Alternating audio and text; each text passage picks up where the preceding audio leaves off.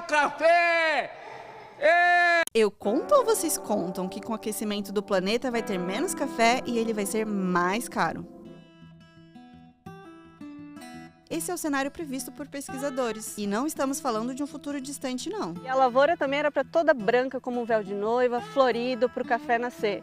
Mas agora estão os botões. E se a chuva não vier nos próximos dias, vão todos abortar. Nesse episódio da série Prato do Futuro, eu, Vivian Souza, muito bom.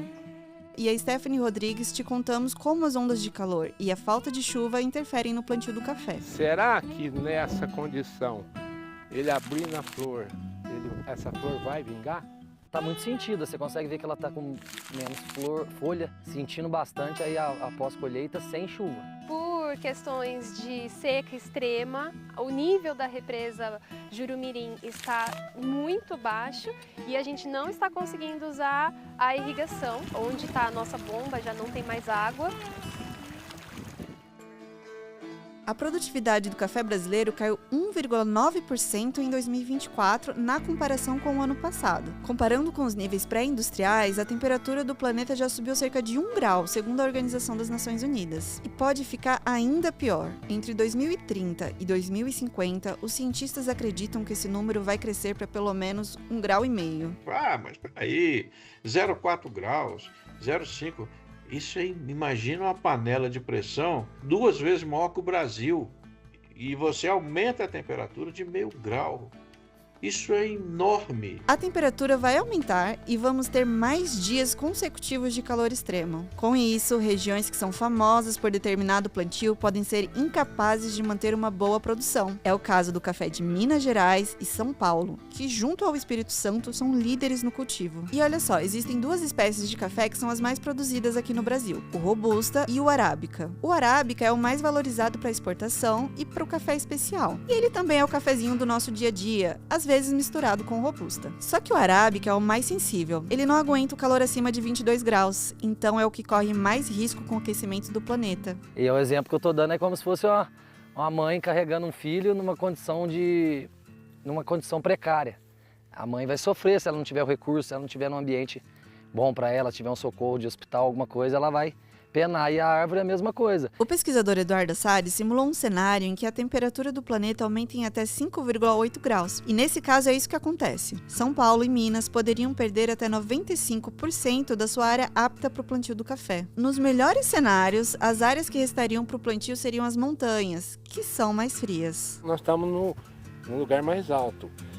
E como o café é uma planta de subbosque, né, de origem lá da África, aqui ela encontra um ambiente bastante parecido de onde ela surgiu. Então ela responde melhor. Agora você desce para regiões mais quentes, vamos falar assim, você começa a descer aqui, é a região mais baixa.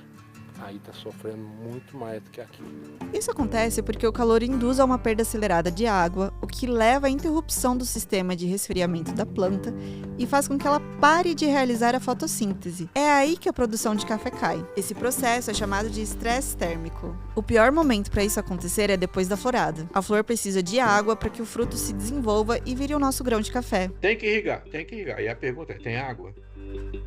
A gente tem vivido um déficit hídrico muito severo. A gente está às margens da maior represa do estado de São Paulo, que é a represa Jurumirim. Hoje ela está operando em torno de 18%, 19% da capacidade dela, uma capacidade muito baixa. Essa região do sudoeste paulista sempre fez muito frio, tanto que a gente teve um episódio que ficou muito conhecido como a Geada Negra, em 1975, né?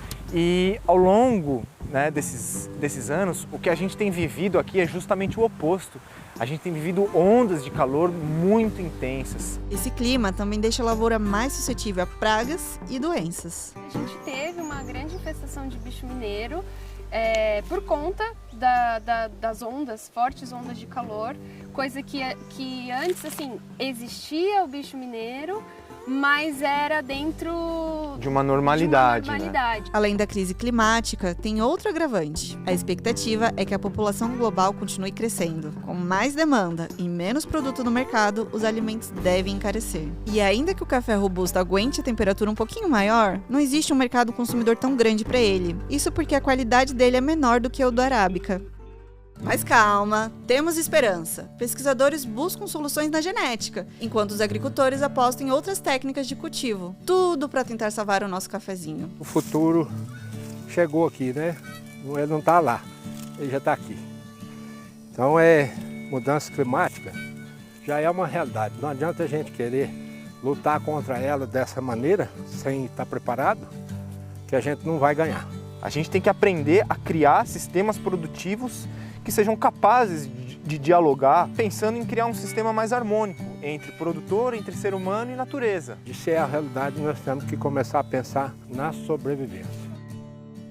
A gente mostra estas e outras soluções na série Prato do Futuro em g1.com.br/agro.